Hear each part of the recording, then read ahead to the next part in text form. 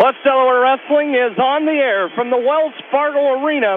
It's the 2018 State Dual Tournament, and tonight it will feature West Delaware and Williamsburg in the third-place match in Class 2A. Good evening, everybody, along with Roger Reed and 2007 West Delaware State Champion Zach McCool. I am Jamie Vasky, and Roger, this meet got snowed out in January. They did not make it up. Because of both teams wrestle a good enough schedule throughout the year, they didn't need to make it up, so they're making this dual meet up in the third-place match of the state duels. Well, who would have thought that back in January that West Delaware and Williamsburg would be wrestling for the bronze trophy here at the state duels? But, Jamie, what that does is goes to show you the strength of the Walmack. We had Solon in there. I believe they took sixth place, and they had a great showing. And the strength of the Walmack is here in Class 2A, and you've got two out of the 14 teams of the Walmack battling for third and fourth here in Class 2A, and it's going to be quite a brawl. I don't know. I was looking while you were getting ready to go on, Jamie. I was looking at the Williamsburg lineup. They do not have a wrestler with a losing record in their lineup. They've got a lot of balance, a lot of depth, and this is going to be another brawl, probably another close match like we had with Davenport Assumption that first round, and it's going to be one of those getting bonus points, not giving up points, and then wrestling from whistle to whistle, and it's going to be a good one.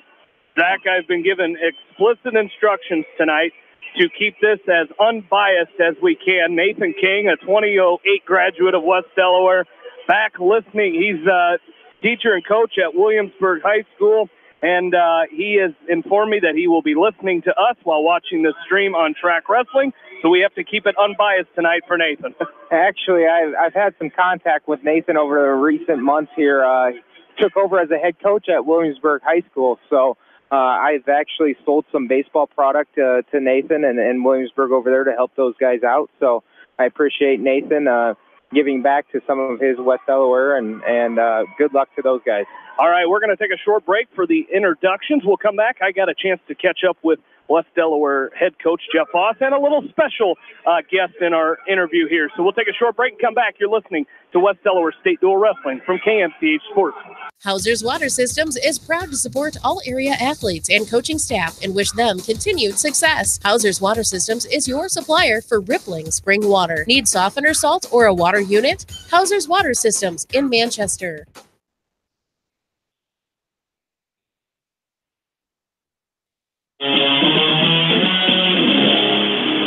And welcome back into the pre-meet here. Jamie Vasky back along with you. Joining me is West Delaware head wrestling coach Jeff Voss. And coach, two duels already today. Started off with Davenport Assumption, and why not have a close duel with them? Back and forth. It went from 4 points to 1 point throughout the entire duel before you guys finally knocked down the Knights 34-24. And just a great effort by the kids. Every time Assumption would come close, your kids seemed like they had an answer for it, and that was a real great effort by the kids in that first duel. Yeah, we, going into that duel, we knew it was going to be pretty close, and I thought the top two weights and the bottom two weights and maybe 138 were kind of the key matches, and, and those young kids that were battling at those weight classes did a really good job, and then, even Ryan Phillips, who wasn't feeling the best today, went out there and battled, and I think he only gave up a major maybe against the defending state champ, and that was a gutsy performance. And, when you get down to the state duels, you got to have some kids really kind of grit their teeth a little bit and, for the team, and I thought we did that for the most part. Then you took on New Hampton, Turkey Valley in that semifinal, and, some things needed to go your way in that dual meet, and seemed like they won a couple of those toss-up matches, and then you get into the middle of their lineup, and they're so good there, and they came away with the victory, and but regardless, the kids still wrestled well in those toss-up matches, and really gave yourselves a chance at least going into their final tough weights. Yeah, I guess the part that I was most excited about, is you got like a kid like Evan Woods out there. He's taking a guy down and cutting him in this arena to score bonus points, and you got a kid like Cale Meyer wrestling his final match there. We moved him up to 152, and And I think he cut the kid twice in the last 30 seconds to get the major. And I just think, again, it goes to show that, these kids aren't afraid to go out there and take some chances and to score points. And that attitude, I guess, is what's really impressive for the experience that these kids will have coming out of these state duels so far. And that was West Delaware head wrestling coach Jeff Voss. We had to kind of cut that short because they have started ahead of schedule here today, as starting at 6:27, they're getting underway a little bit early. So if you want to hear the rest of that interview, you can. Of course, now there'll be blood time. It'll probably be a long blood time here as we're trying. They're going to cut it though, but we're up at weight class 170. Again, if you want to hear the remainder of that interview, you can go to our website, kmch.com, on our state wrestling coverage page. Under Coach's interview, you can hear the remainder of that interview, or we might find some time here to play some more of that interview between our matches here. So we will also got a chance to catch up with Waukee assistant coach and 2010 West Delaware graduate Brett Yankovic, as his team, Waukee, in the state finals in Class 3A. So like Coach Voss said in that interview, it's kind of like a family reunion when you get down here, Roger. But right now, Jack Newhouse wrestling against Tucker Steinerson of Williamsburg. Newhouse with a 2-0 lead early on here. Yeah, Jack Newhouse came out and does what he does the best, and that snaps Steinerson down to the mat and went right to that front headlock and hit the go-behind off the front headlock and covered up the hips of Steinerson. And now he's working a very nice inside wrist on the left side. Again, the Hawks have just been lethal on the left side today, working inside wrists and bars and just doing a great job. On the return back to the mat, Newhouse is going to cut Steinerson loose for a 1-point escape. Now Newhouse is going to pick up another 2-point takedown. Once again, we're going right back to the front headlock, and he's going to go right back to it again for the third time. Maybe this time we'll see if he can set that drive cradle up off of it. No takedown yet. And he's going to drive Steinerson off the mat. It's 4-2 in favor of Newhouse. And we're wrestling in neutral position right now with 39 seconds left to go in period number 1. Newhouse doing a great job with the head. You got to be careful, Zach, not to get too sloppy with that, because once you reach, you're leaving your legs exposed. And if Steinerson would shoot on Newhouse's reach, we'd have trouble. I think we got blood time one more time with Steinerson, as Newhouse has been very physical with that front headlock. And no, we don't. Referee stopped it. I believe there was a bloody piece of cotton on the mat. Our trainer's out there picking it up. And Newhouse with 26 seconds left to go. I'd imagine, Zach, he's going to ride out Steinerson. Steinerson coming with a nice switch and nicely countered with a re-switch by Newhouse. 18 seconds left to go. Newhouse again going to work on the left side of Steinerson with an inside wrist. Now power half Nelson by Newhouse. Newhouse is really driving and grinding and making Steinerson carry his whole poundage. And the winner of this dual meet will take third place here. That's a great start. Great first period, Zach, for Jack Newhouse. He's doing a very nice job of basically, using his leverage as a tall, lengthy guy. He's getting on top and snapping heads and staying on top of the head of Steinerson right now. So Jack Newhouse starting off with the first period up 6-2. That's what you like to see. And Steinerson, no slouch. He's got 26 wins on the season for the Williamsburg Raiders. So he knows how to get it done. He's a senior wrestling a sophomore. And Steinerson out with an inside wrist. He's got a bar. He's got Newhouse and just a little bit of a problem right there. Newhouse showing some strength as he gets out of the whip over and off the edge of the mat. There you go. Jack Newhouse is letting it fly here tonight, gentlemen. You can really tell that Jack Newhouse has been in the weight room. He just flipped him straight out of bounds right there and lifted him completely off the mat. So outstanding job there by Jack.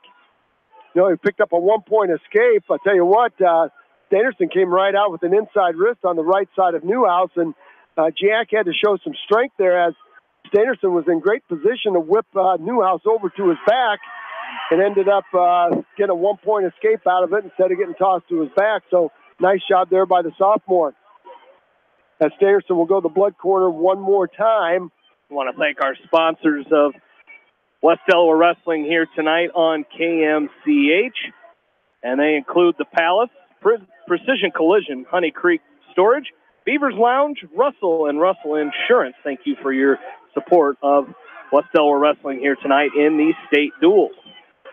Championship match, we have the New Hampton Chickasaws taking on the Clarion Goldfield Cowboys.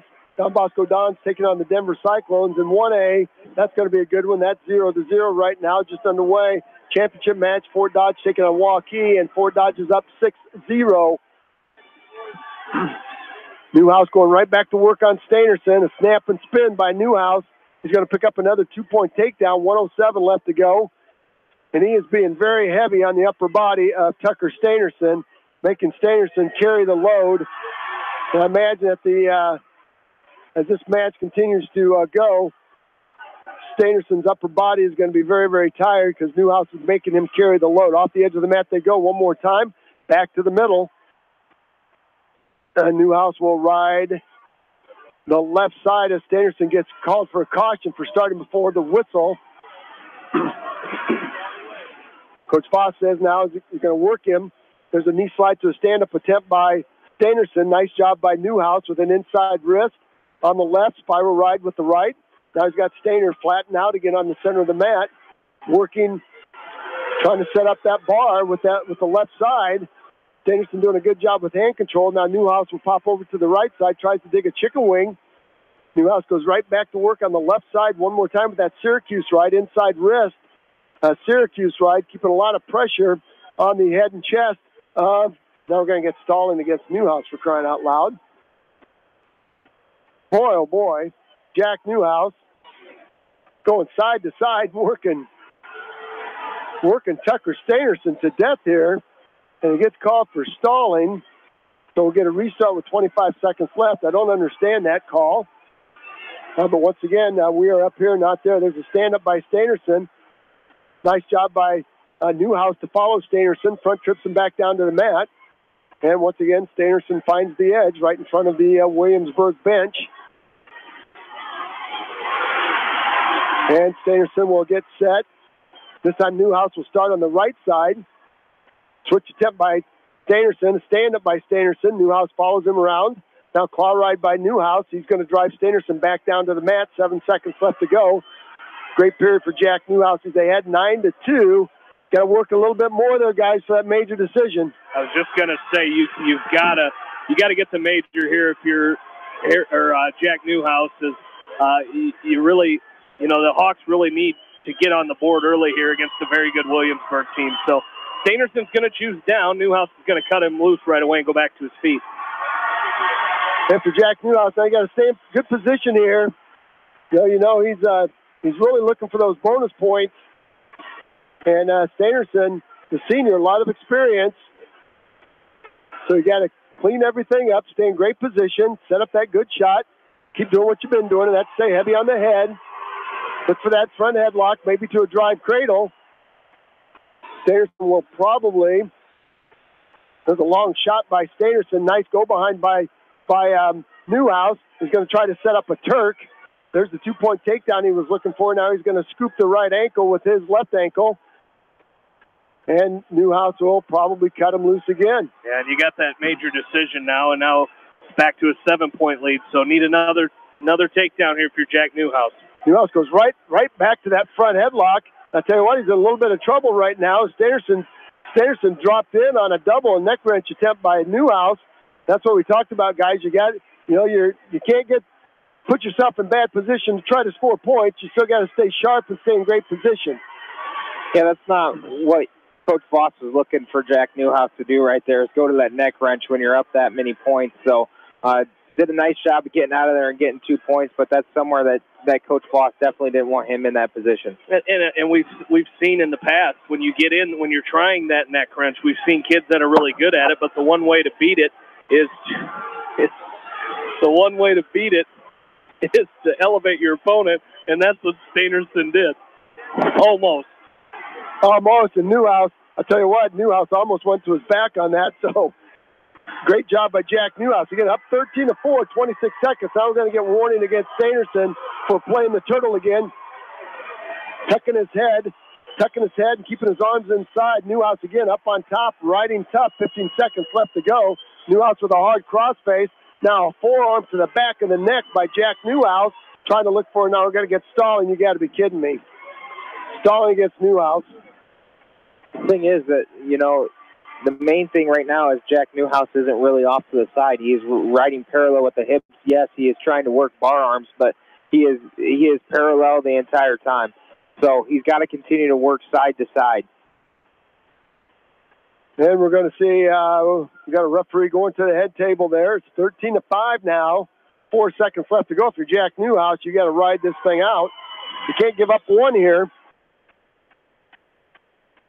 What are we? I don't know what we're I'm not sure what we're doing. We had. Were they checking to see? They put two more seconds on. Yeah. Oh, boy. Now Jack Newhouse has to ride out Tucker Standerson for 6 seconds. You don't want to lose the 4 points here. Standerson right to his feet. Newhouse has been called for stalling, so he's got to lift and return him. Standerson back to his feet, and that's going to do it. Nice ride out by Jack Newhouse. 13-5 major decision, so that'll get the Hawks on the board first, and you got bonus points, and just what the doctor ordered right there. Well, it was, and that's a great job. Great job by Newhouse, getting the takedowns when you needed them and putting the Hawks up early 4-0. And that's what they needed. Your bonus points are going to be pretty huge in this dual meet between these two teams, two very good teams out of the Walmart Conference. And so every little point is going to help in this duel. Well, now we're going to go to weight class 182, and we got a really good Jordan Brees taking on Gage Hazen-Faber. Yeah, a really good athlete from Williamsburg. I think he's a really good runner, running back on the football team, Jamie, if I'm not mistaken. And Jordan Brees, an outstanding linebacker for the West Delaware football team. So you've got offense and defense going at it at 182. These two have not met. Hazen-Faber, we'll check the Skinner out on that. Yes, he did, Jamie. Brees won by fall at the Walmart tournament for 7th place. So these two have wrestled. So Hazen-Faber won his first-round match, and then he came all the way back. So Jordan Brees and Gage Hazen-Faber have met here. So we'll see if Jordan Brees can see if the same thing will happen in this particular match here. 104 left to go in the first period here. Brees has a size advantage on Hazen-Faber. He's not the biggest 182-pounder, but he's very, very quick. He's got some great feet. He's very, very strong, very, very athletic. So Jordan Brees will have to tighten everything up here. And Brees in that square stance. Hazen-Faber staggered stance, leading with the right leg. Now Brees gets a hold of Hazen-Faber with an underhook on the left side. And Brees likes to shoot to his left side, to the right side of his opponent. And he's very successful in that direction. We'll see if he can create a little bit of motion, Zach, so he can get Hazen-Faber stepping with that right leg to him. Yeah, I think these square stances are going to start moving here later on in this match, and depending on who, is continuing to get on the action right there. And Jordan Brees is just doing a nice job of moving forward, not really side to side, but really a lot of motion forward.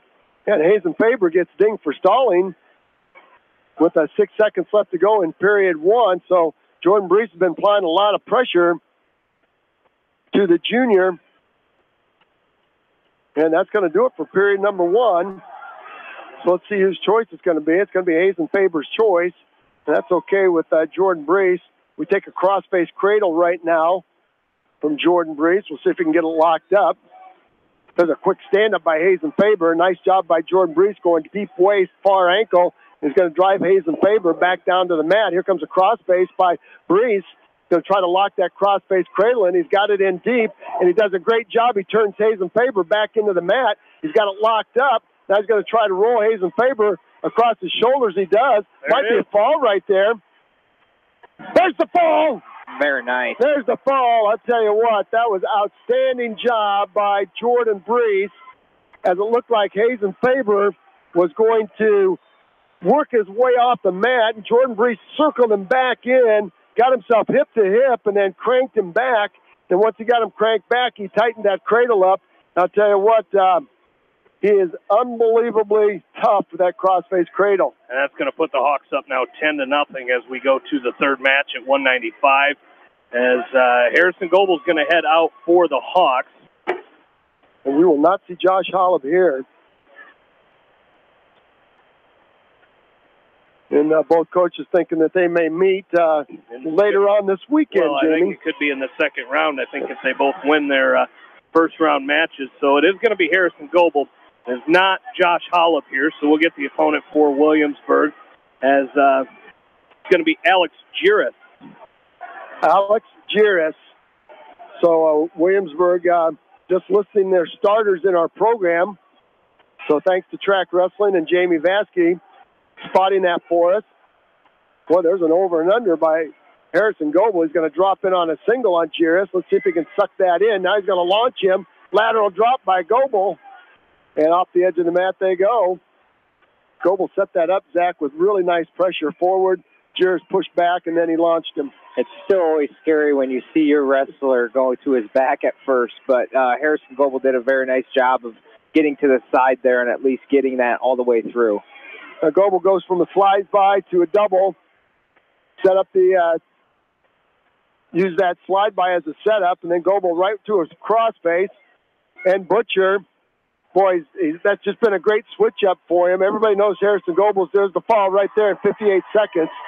Everybody knows Harrison Goebel's got a great crossface cradle, and he's done a great job switching that up, Jamie, to a Butcher. Yeah, he does, and he's so good, you know. And you try to fight one, and he goes right to the next. And that, with the fall there, Goebel puts the Hawks up 16-0 here as we go to weight class 220. Well, that's a quick start that you wanted here. You've got a major decision and a couple of falls. And now we're going to go up to weight class 220, and we're going to see Ben Reidenauer for the West Delaware Hawks wrestling in his last dual meet of his junior year. And we have Isaac Major in our program. It's Billy Grout. It's Billy Grout. So there's a double leg takedown by Ben Reidenauer on Billy Grout, and he's going to drive him off the edge of the mat but keep his toes in. There's a 2-point takedown. So Coach Eckenrod choosing not to wrestle maybe a couple of his state qualifiers here unless he's going to move Major up to 285. We'll wait and see. I'm not sure that he will. I doubt it. So Ben Reidenauer doing a nice job staying behind the arms of Billy Grout. Let's see if he can break him down.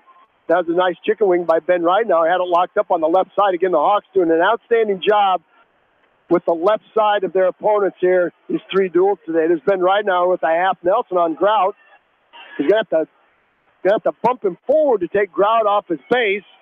And Grout's going to find the edge of the mat. Ben Reidenauer will get up and let Grout move back to the center of the mat. And with 1:18 left to go, we're going to get our start. There's a switch attempt by Grout. Nice tight waist and a chop by Reidenauer. He tries to set up a chicken wing, and Grout limp arms out of it. I like what Ben Reidenauer is doing right now. Again, forcing the issue, forcing the pressure. Got a chicken wing locked up, and once again, Grout limp arms out of it. And Zach, I think Ben Reidenauer is lifting his chest once he gets that chicken wing in, and that's letting the Grout slip it out. You know, and Grout's got some pretty flexible arms right now, too. Those shoulders are kind of moving around there and kind of going Gumby style on it, Ben Reidenauer right now. So you'd like to see him clasp that down and really stay heavy on that once he gets it. So that's going to be a 1-point escape by Grout. And Reidenauer and Grout will go back to neutral. Underhook now by Reidenauer on the right side. As Reidenauer trying to shoot a high crotch to that underhook side. That would be to the right side of Grout. Now Reidenauer come with a double underhook, and he's going to try to back trip Grout. Boy, it can hip in a little bit harder. Got to be careful if you're Ben Reidenauer. He's on his knees trying to throw Grout. Not great position by the junior from West Delaware at all. And Coach Voss, that doesn't make Coach Voss very happy at all. Because this is a match that's got to go in the West Delaware column, win column. There's a long shot by Grout, front headlock, and a snap and a spin by Reidenauer as he goes from right to left.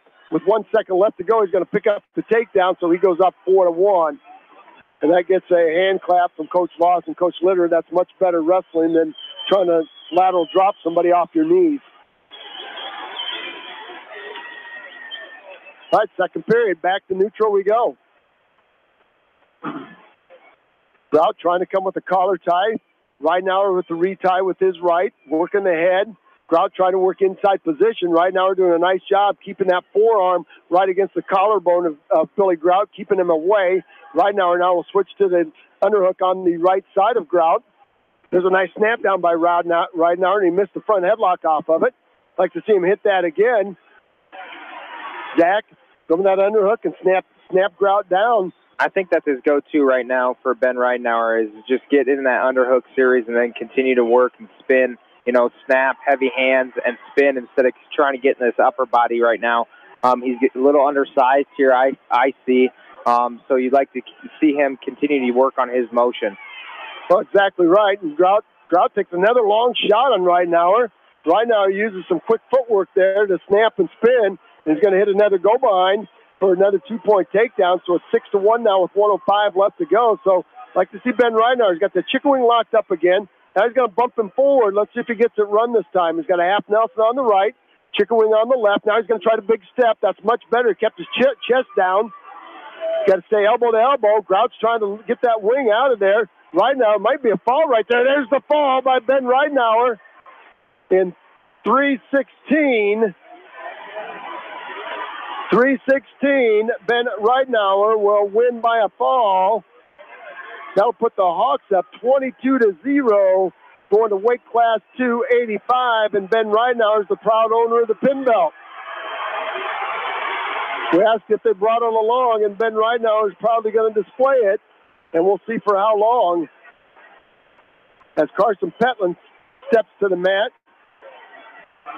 And it looks like the sophomore from Williamsburg, Cole Crimmins, will take to the mat here. And Crimmins cannot get his red ankle band around that big ankle. Neither can Petland. Petland once again has the size advantage here. And we'll see if he can get that. If he can get that size, that leverage on top of Crimmins. There's a nice slide by Petland. But he drags Crimmins off the mat, so no points there.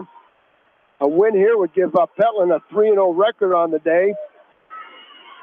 And for freshman guys, Jamie and Zach, for freshmen stepping down here for the first time in the well on the mat in this atmosphere, that would be quite a feat at 285. It would, and that just gets really the jitters out for tomorrow when he has to step out on the mat in that first 2A session when he's down here as the state qualifier. So, getting that experience here today is huge for Carson Petland. So off the edge of the mat they go, back to the middle. Petland now with a hard collar tie, trying to work that slide by. Let's see if he can get the corner on Crimmins. Oh, nice job by Carson Petland. He's going to pick up 2. Boy, that was very quick with his hands there. Hit the slide by, and Crimmins tried to turn and run away from him, and Petland dropped down and picked up that ankle and then chased Crimmins off the mat, pounced on him right on the edge to pick up 2. Outstanding job. The freshman showing some quick feet here. Carson Petland now with that big spiral ride with the right, using those long levers on a very short Crimmins. Crimmins trying to stay up on all fours. Petland working his pressure. Crimmins trying to set up a side roll, it looked like. Petland did the right thing and got out to a right ankle on Crimmins. Now hard crossface by Petland. Let's see if he can lift up that near ankle and throw Crimmins to his back, and he gets a little bit high. He's going to give Crimmins a 1-point escape. Now it's 2-1 with 37 seconds left. Smart wrestling by the freshman as he got high, and he was better to give up 1 than to give up 2 right there. 26 seconds left to go in period number 1. Carson Petland clinging to a 2-1 lead off of that first period takedown. Crimmins now trying to pummel, trying to work inside. Crimmins now trying to snatch single on the right leg of Petland, and Petland's going to square him off. 12 seconds left to go in period number 1. 6 seconds left to go. Petland coming right back with that hard collar tie. And first period's going to come to an end. Let's see whose choice is going to be. Petland's choice is going to defer over to Crimmins. And Kremens will go down. Kremens will go down. Now Petlin's going to come with that double thigh ride. Knock Kremens off his base. Kremens doing a good job keeping his knees underneath. Now he's going to come to a stand-up. Petlin's going to pick up that right leg. He's going to drive that right leg up and take Kremens off his base. Now half Nelson. Petlin trying to throw a half Nelson on Kremens. A little bit late with the half Nelson. He slid that hand up his body sooner, Zach, when he returned Kremens. Kremens would have went right to his back, but he's just a little bit late with it. He was. He had his leg up in the air, and he was looking for it. He just didn't slip it in there quick enough, and so he just bellied out, and unfortunate was unable to get that. Kremens to a stand-up. It's going to be 1 point escape, and we are tied up at 2-2. 1:19 left to go, period number 2. The Hawks up in the meet, 22-0. As they've taken a major decision in 3 falls to score 22. Carson Petlin now would like to keep the wins in the West Delaware Hawk column here for the third-place trophy. This nice knee snatch attempt by Petlin. Again, Kremens blocking off with his head. And as tall as Carson Petlin is, Jamie, that body style of Kremens is hard for Carson Petlin to get underneath that. Well, it is, because he's short, he's stocky, and it's kind of giving Petlin fits right now, and it hasn't allowed him to really do what he wants to do. It's a nice little slide by. He's got to get him back into the center of the mat, but they're going to go out of bounds. So he's doing a good job of hitting that slide by. He's just got to do it in the middle of the mat, and at least he's got to try to turn Kremens back in. Every time he's got that, Kremens is working that white line. That's been his safety blanket so far. There's a double underhook now by Petlin. He's going to drive Kremens off the mat one more time. 28 seconds right in front of the score table. 28 seconds left to go. In period number 2, it is 2-2 on the board. 22-0 in favor of the West Delaware Hawks, and 2-2 tied up here at 285. It'll be Petlin's choice in the third period. Once again, it comes with a hard collar tie. Slide by attempt by Petlin. Again, Kremens just blocking off with his forehead. Kremens content just to lock on to Petlin and to hang on for the ride. And Petlin's been moving Kremens all over the mat, and no stalling against Kremens. Roger, right now Kremens hasn't taken one shot in this entire match, so Petlin's doing a nice job. He just can't get underneath him right now, so he just got to keep moving, just keep working, and he'll eventually get there, so he's got to continue to work here. Yeah, and I think Carson Petlin wanted to go down underneath, and both coaches, Voss and Litter, in the corner said, hey, you're going to go neutral. That's a good job by Petlin with that underhook.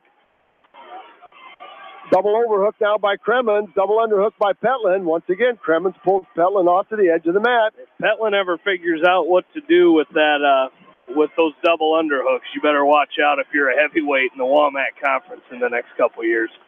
Yeah, there's not going to be too many heads. There's a double underhook over-under by Kremens, and he tried to step across and give Carson Petlin a launch, and Petlin sagged and backed out.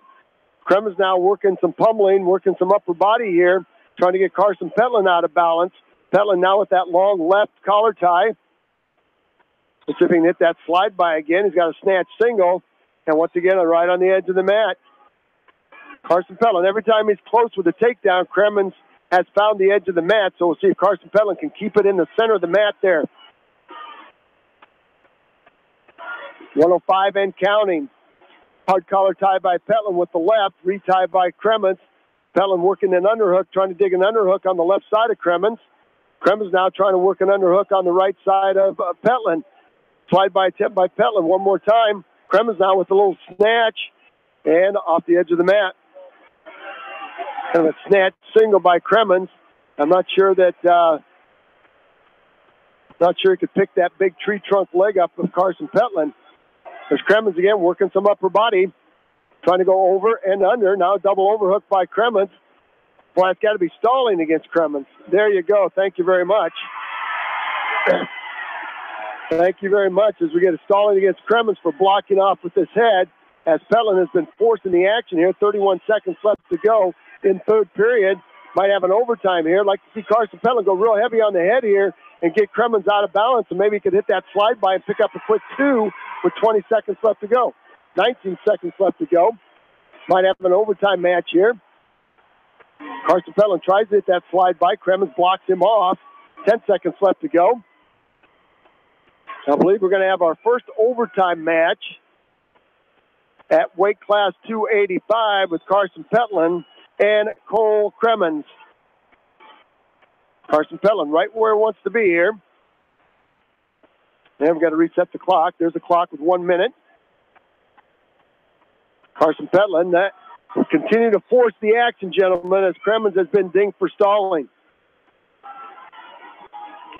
Just underway, whistle blows, overtime again, sudden death. First takedown's going to win this. There's a shuck attempt by Cremens.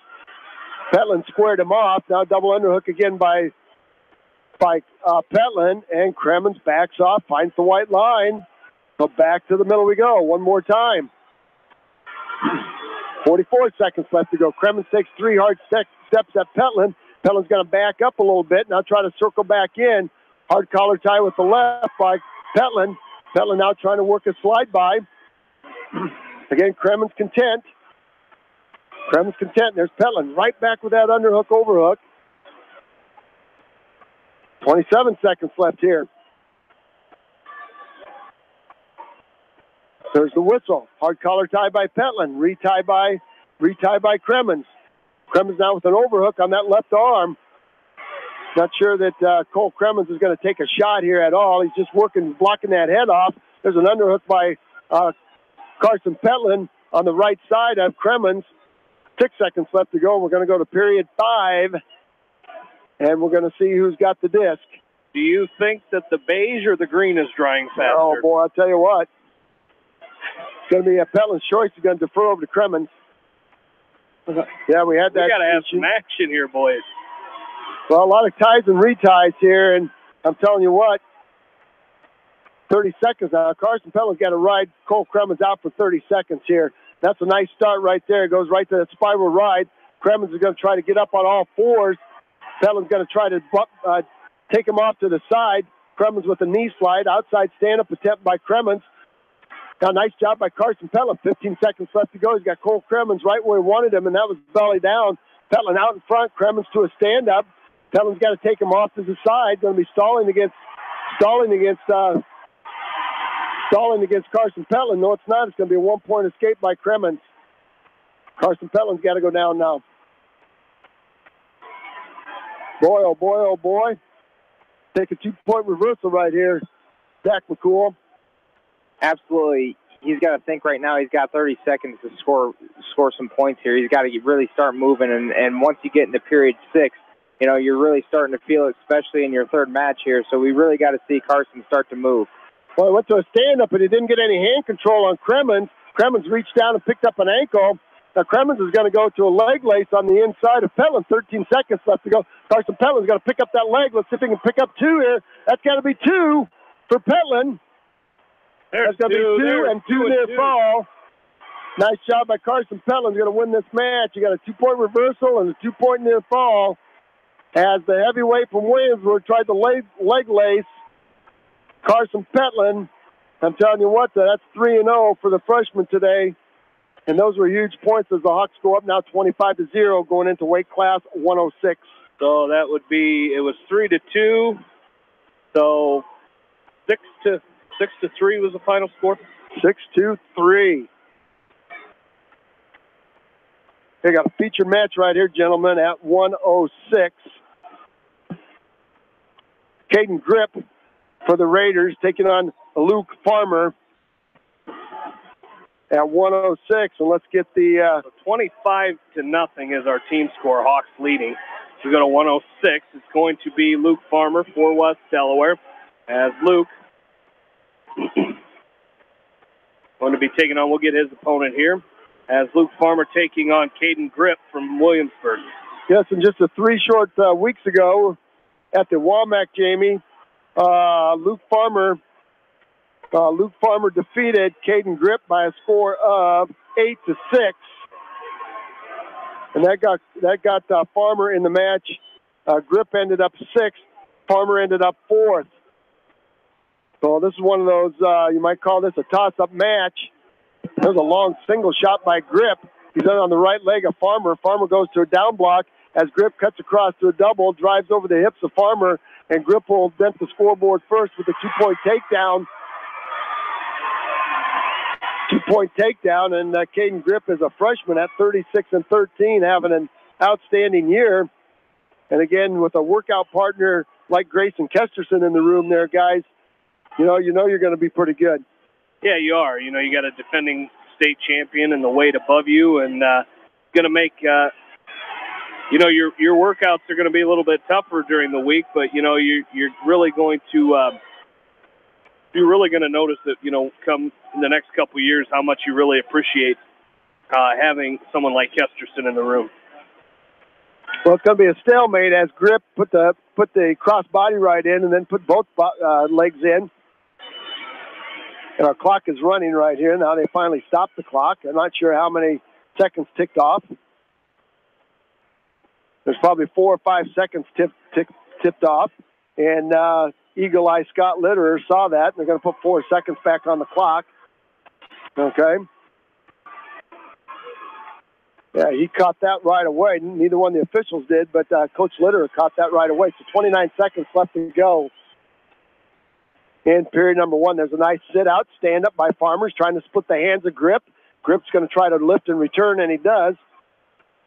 Farmer will have to go again. That was a very nice stand-up by Luke Farmer as he got to his feet. He got to his feet and could not get the hand split of Caden Grip, and Grip with a nice lift and return. So we're going to go to period number 2 with Caden Grip up 2-0, and let's see whose choice it's going to be. I think it's going to be Luke Farmer's choice. No, it's going to be Caden Grip's choice. He's going to defer over to Farmer. Farmer's going to take neutral.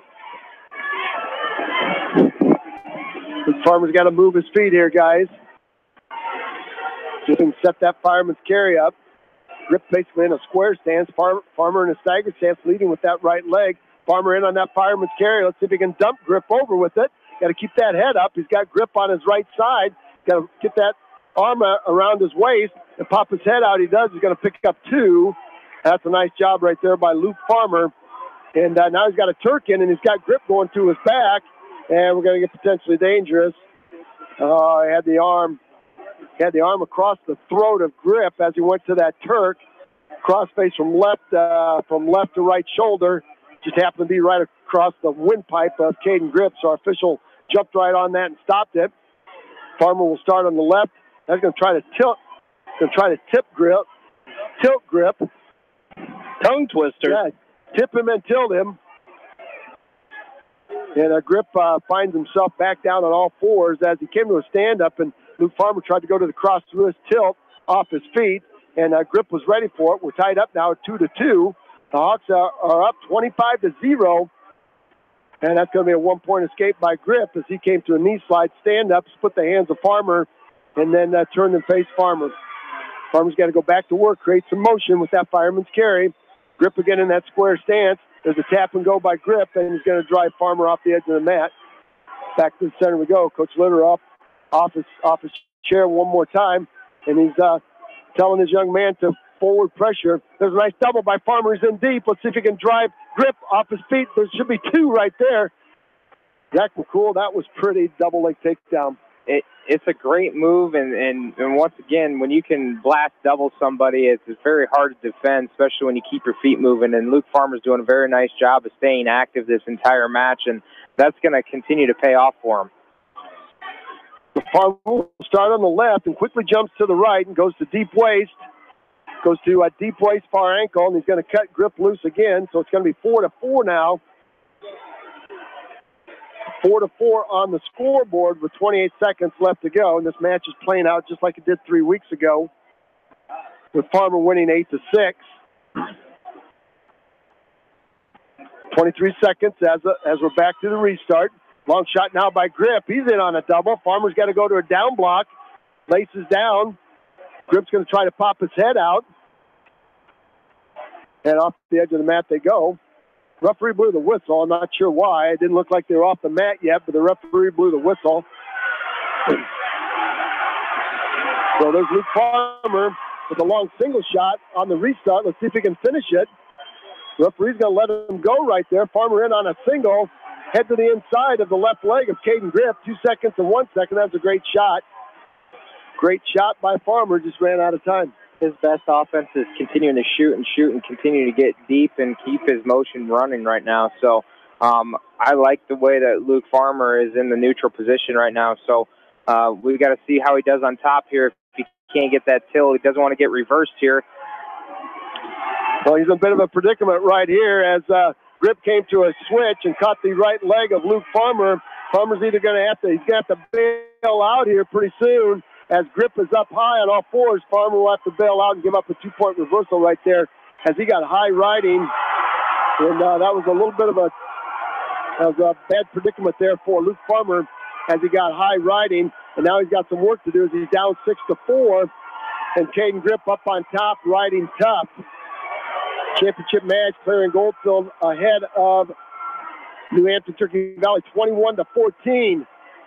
Lake Mills ahead of Lisbon 28-15. Now we're going to get stalling against Grip. Luke Farmer will use that as that will get him a restart. Yeah, he's got to get moving here. He's down 2, so got to try to, maybe cut this lead down to 1, get an escape, and then go to work on your feet. That's going to be a caution against Grip as he started before the whistle. We're going to restart now. Farmer set. Grip will ride the deep waist far ankle by Grip, and then he goes right back to a tight waist and a chop, and he's got the right arm of Luke Farmer to the mat. Farmer comes right back up to all fours. Hard tight waist and a chop by Grip. It's 6-4 on the scoreboard. Farmer now with a nice stand-up. Let's see if he can split the hands of Grip, and Grip's going to run him off the edge of the mat. Coach Voss, Coach Litter, hey, you got to get back to your feet here. You got 56 seconds. Your last match of the year. You can't save anything here. Well, Farmer tried an outside stand-up, didn't clear his inside arm, and Grip with a chop. Farmer now working some hand control as Grip comes to a half Nelson. Farmer again tries to get an outside stand-up, and Grip chops him to the side. Now an inside stand-up by Farmer. Here comes a cross-body ride by Grip. 38 seconds. Grip gets high riding. Let's see if Farmer can pull him under. Farmer's got to get his hips up and shake him off. See how long the referee lets him wrestle here. There's going to be a cross face by Grip. He's got both legs in now deep as Farmer got his hips up, and he couldn't quite shake off Grip. And on the roll-through, Grip ended up with a cross face. It's going to be 18 seconds left here. Let's get a stalemate. The referee's going to let him wrestle right here as Grip's got a power half Nelson. And with 10 seconds left, it looks like Caden Grip will win the rematch here, 6-4 over the sophomore from West Delaware, Luke Farmer. And that's going to put Williamsburg on the board with 3, 25-3. Now, tough match there for Luke Farmer. The stinginess of Caden Grip got the Raiders on the scoreboard right there. Well, it did, and he's it was once he gave up that reversal, that was not a whole lot. He got those legs in, and there was nothing Farmer could do. So it's a tough match to really inevitably end your season. But Luke Farmer, just a sophomore, so we'll see him back next year. But it's going to be 25-3 in favor of the Hawks here as we go up to weight class 113. It's going to be Evan Woods for West Delaware. Let's see who. As it is going to be Sam Van D for Williamsburg. Well, Sam Van D is listed as a 120-pounder in the program. He's 33-17. So let's check our program from the WAMAC, and Sam Van D placed fourth in the WAMAC at weight class 120. So a little size advantage there by Van D. I'm surprised that he could drop down to 113, but must be a 113-pounder. Can't be Kesterson out, so has to move up to 120. Well, I think he wrestled 113 until Kesterson moved down from 20. So they flip-flopped, okay. So that's back at 113 here. 0-0 on the scoreboard. Van D, very long and lanky, definitely has a size advantage over Evan Woods. Woods has had a terrific day here today. And then we'll see what, he's in on a single. Let's see if he can finish it. He's very slick with that. Faking to one side, Zach, and going to the other on that sweep single. I'll tell you what, he's been very good with that today. He does a very nice job of continuing to, reshot, and continues to keep his opponent, not knowing which way he's going to go. And that's very effective when you can only shoot to one side, it becomes pretty easy for your opponent. But when you can go to both sides, it becomes very hard. Blood time on the mat. We'll take a short time out and come right back.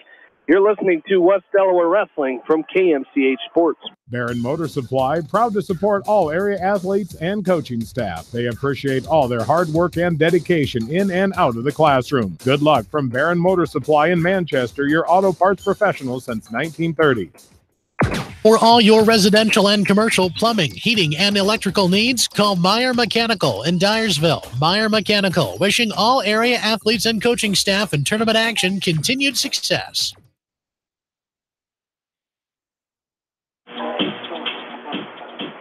Back into the Wells Fargo Arena. Hawks lead 25-3. We're at 113 pounds. It's still scoreless here between Evan Woods and Sam Van Dee. I'll tell you what, both of these guys are getting after it right here. A lot of shots by Evan Woods, trying to get in deep on the single. A lot of shots, reshots. Woods, again, as the whistle blows, Woods takes a long single shot, and Van Dee in reverse gear has to back up. Van Dee with the length advantage and the height advantage. There's a short arm drag to a single by Woods. And once again, Van Dee's going to square him off. Now an underhook to the right side of Van Dee. And Woods is going to have to, and we're going to end the first period right there as Woods was blocking off Van Dee.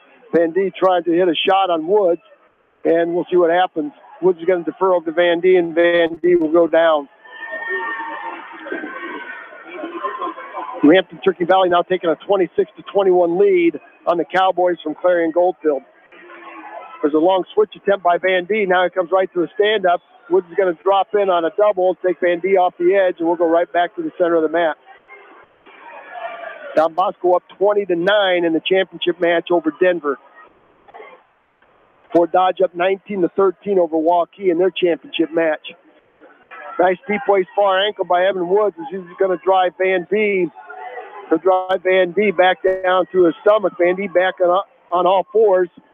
Woods goes to a 2-on-1 now on the left side. Again, working that left side. Now a stack attempt by Woods as he almost had Van Dee going to his back. Woods trying to set up a ball and chain as he's got a cross wrist ride. His left wrist trapped underneath. He has the left wrist of Van Dee trapped underneath. Now he's going to pop back over to the left side and go to that inside wrist ride. 119 and counting. Nice job by the sophomore from West Delaware, keeping Sam Van Dee at bay. There's a roll through. There's going to be a 1,001. That's got to be a 2 count there. Nice tilt by Woods as he's going to pick up 2 and they go off the edge of the match. Wasn't sure the official was going to be on the right side to call it, but he was. They got 2 right there. Nice tilt by Evan Woods. He goes up now 2-0 with 1:04 left to go, and he's going to ride the right side. Goes to a deep waist far ankle, now to a tight waist chop. And he's got Van Dee belly down one more time and goes to the cross wrist ride. He's got the left wrist with his right hand. Let's see if he can set up that tilt. Nice tight waist by Woods. I'm telling you what, that was a physical tight waist right there as Van Dee came up. And Woods chopped and tight waist and drove the head and face of Van Dee right back down to that blue Resolite mat number 4. Right in the middle of the Wells Fargo Arena, 36 seconds, and now we've got blood time right there by Van Dee. So we'll go to the blood corner. And we'll take another short timeout. We've got some great sponsors, so great time for timeout. Stay with us. We got more of Evan Woods. You've been listening to Hold by Hold action right here on Eastern Iowa Sports Station, Mix 94.7 KMCH. East Buchanan Telephone Co-op in Winthrop are proud to support the East Buchanan athletes and all area athletes and wish them continued success. East Buchanan Telephone Co-op, your total communication source in Winthrop. Call 319-935-3011. Contact me, Chad Frazier, at BC Land Services in Earlville for all your maintenance projects such as tree removal and trimming, small dirt work projects, lawn seeding, and more. BC Land Services is fully insured and licensed. Contact me at 563-590-8074 or on Facebook. And best of luck to all area athletes and coaches.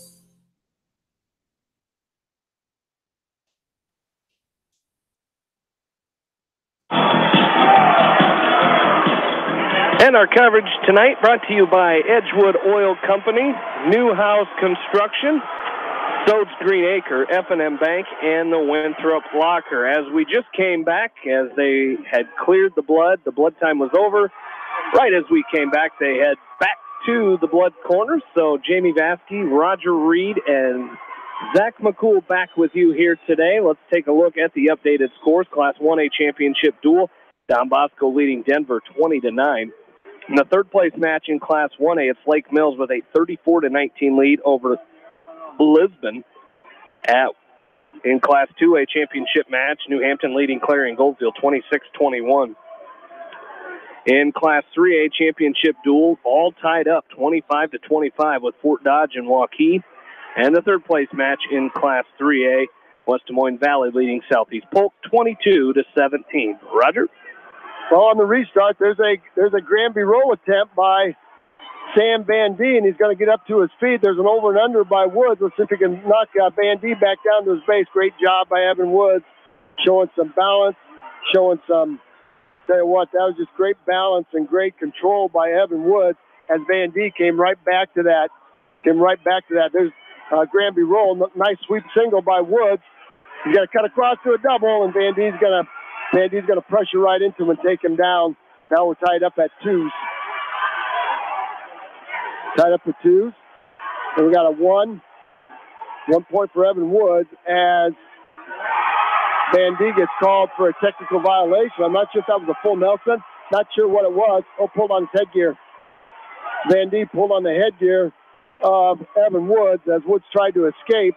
So a referee jumped right on that, caught that. Woods now right back to a stand-up. Van D showing a lot of strength right there. Front trip by Van D as he takes Woods back down to the mat. Evan Woods underneath now with some work to do. He's up 3-2. I'll tell you what, Van D now using his length as he has Evan Woods belly down to the left center of the mat. Woods now trying to work himself back up on all fours. Van D with a hard spiral right now, a half Nelson, and with an inside wrist. Evan Woods is going to have to peel that half Nelson off. We're going to get blood time again by Van D. Evan Woods saved by the bloody nose.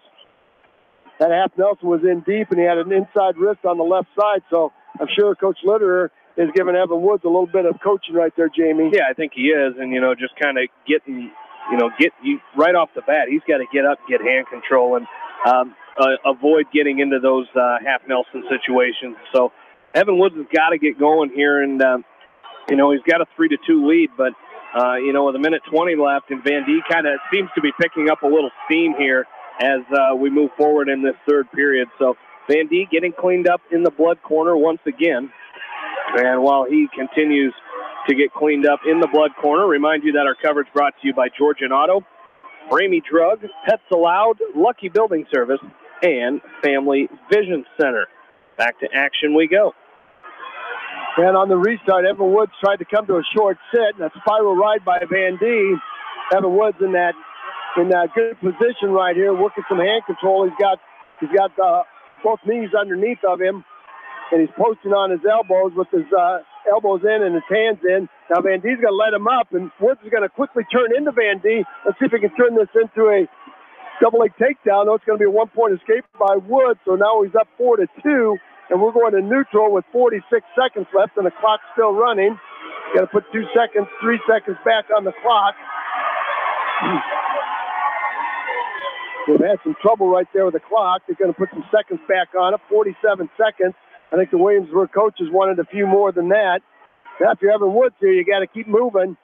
Here's that situation, Zach, as a coach, and I know as a wrestler, you and Jamie, your coaches put time on the clock and give you that situation you got to work through. You're up by 2 with 30 seconds left to go in the match, and you've got to really battle to keep that lead. The thing is really get on that 2-on-1 tie right now, and that's what Evan Woods is trying to do, is trying to get his arms and continuing to circle in the middle of the mat in case he can get in that shot, and he just took an outside single shot right there. And so that's a very good position to be in and to get some clock to tick off there. So Evan Woods is doing a very nice job of still staying offensive. And I think that's what Coach Litter said right there. You got a 2-point lead. Don't shoot yourself out of a match. You don't need a 2-point takedown here. What you need to do is really work on controlling. And he's got that 2-on-1 Russian ties, controlling the right arm of Sam Van D. 6 seconds left to go, right on the edge of the mat. Evan Woods in great position. And off the edge of the mat, they go with 1 second left. And Evan Woods, I believe, is going to go 3-0 on the day, Jamie. No, he got beaten. I think he got beaten the last duel. Oh, I think you're right. He got beat against New Hampton. We'll check that out. No, he is 3-0. Correct? Oh, they raised the wrong hand. Evan Woods. Yeah. Oh, they raised Sam Van Die's hand right there, and Evan Woods said, no, I won the match. So they went and re-raised his hand right there. So Evan Woods 3-0 on the day, Jamie. And yes. Yeah, you can't ask for a better day than that right there by the young sophomore. And the Hawks are going to go up 28-3 in the dual meet now. As we bump up to weight class 120, it'll be Riley Dolan for the Hawks, as Dolan will be taking on Grayson Kesterson at 120. All right, so Kesterson and Sam Van Die flip-flopping. Surprised that, Jamie, but, you know, Kesterson's got to weigh in tomorrow morning at 113. As far as he probably weighed in today at 113, just bumped him up. So quick takedown by Kesterson on Dolan. Now Kesterson goes right around the head of Dolan, sets a crossface cradle up. Might be a quick fall here by Kesterson as Riley Dolan finds himself on his back. Hard crossface cradle with 119 left to go. And there's that situation again, Zach, that we talked about earlier, that crossface cradle. And Kesterson went from side to side, being parallel to Dolan, went out perpendicular at a 90-degree angle, and that let Dolan punch his arm through and then get back down to his stomach. 5-0 lead now by Kesterson, under a minute to go in period number 1. 28-3. We started this dual meet at 170 with Jack Newhouse and Tucker Steinerson. And we will end it at 160 with Kevin Malloy and Jared Moss. 51 seconds left to go in period number 1. There's the restart. Hard chop by Kesterson.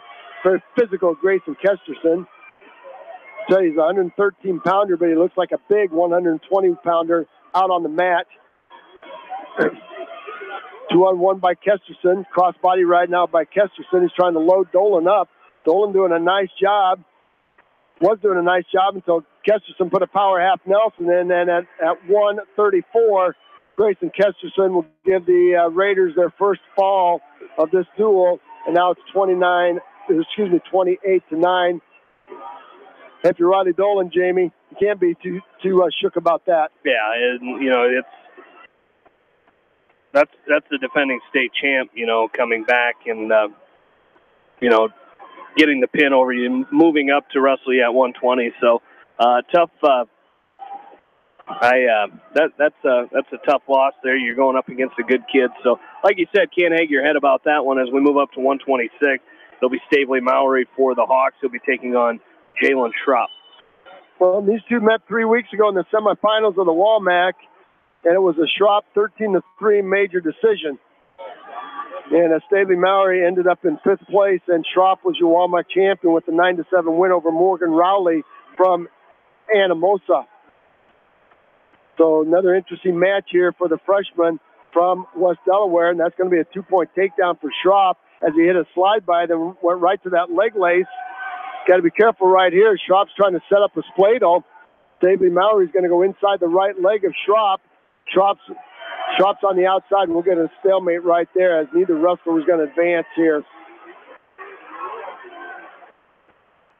Stavely Mowry hanging on to that right leg, and Schrupp trying to go over the top and set a spladle up. So our referee quickly called a stalemate there as no action was taking place. Jalen Schrupp now with an inside wrist on the left side of Mowry, and Mowry trying to roll the wrist out. Mowry's head is down. He's going to have to really work to keep that head up. Mowry now trying some back pressure, trying to work hand control. Mowry up on all fours. Schrupp will step inside and try to leg lace. Now he's got a half Nelson on Stavely Mowry. Half Nelson with the left, inside wrist with the right. And I'll tell you what, that half Nelson is tight. Mowry's going to reach up finally and peel the half Nelson off and look away. And Schrupp will go from the left side to the right side now and dig an inside wrist on the right. As Mowry again tries to work some hand control underneath. Jalen Schrupp with a